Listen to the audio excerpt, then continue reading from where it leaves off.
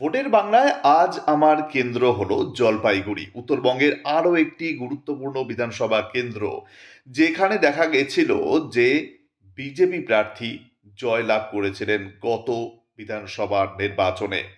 BJP প্রার্থী বিষ্ণুপদ রায় তিনি জয়লাভ করেছিলেন। 1,04,000-এর কিছু বেশি ভোট তিনি পেয়েছিলেন গতবার। আর 2021 সালে যিনি তৃণমূল কংগ্রেসের হয়ে লড়াই করেছিলেন, সেই মিতালি রায়, তিনি পেয়েছিলেন 1,00,000-এর কিছু বেশি ভোট। যখন গণনা হয় দেখা যায় যে 4,300 একটু বেশি ভোটে, যদি আমি খুব ভুল না করি 4,355 ভোটে জয়লাভ করেছিলেন বিজেপি প্রার্থী। জো জিতা ওহি সিকান্দার কথাতেই আছে, হাড্ডাহাড্ডি লড়াই হলেও দিনের শেষে বিজেপি প্রার্থী জয়লাভ করেছিলেন। মার্জিন কম থাকলেও জয়টাই হলো আসল কথা।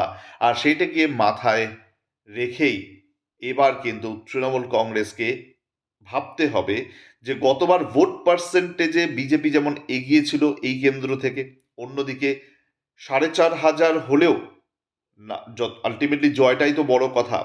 সুতরাং কোন কোন ক্ষেত্রে বিজেপিকে মাত দিতে পারবে তৃণমূল কংগ্রেস? জলপাইগুড়ি জায়গাটা আমরা জানি যে এমন একটি জায়গা যেখানে বাঙালি অবাঙালি আহ, ভিন্ন জাতির বাস রয়েছে এখানে।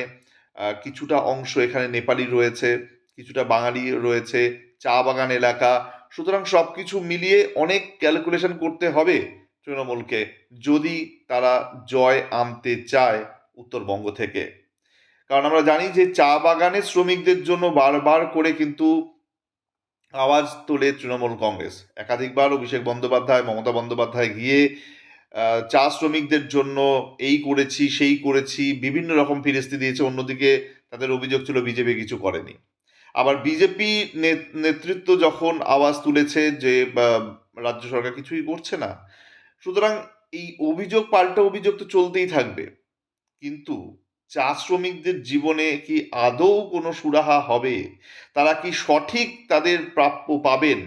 তাদের যে জীবন, সেটা কি কোনোভাবে উন্নত হবে? সেগুলো কিন্তু মাথায় রেখেই প্রতিশ্রুতি দিতে হবে এবং সেই প্রতিশ্রুতি পালনও করতে হবে।